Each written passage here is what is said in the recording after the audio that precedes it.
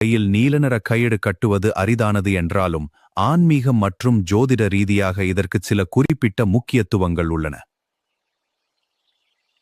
ஏழரை சனி, அஷ்டம சனி அல்லது சனி திசை நடப்பவர்கள் அதன் வீரியத்தை குறைக்கவும் சனி பகவானின் அருளை பெறவும் நீல நிற கயிறு கட்டிக்கொள்ளலாம்.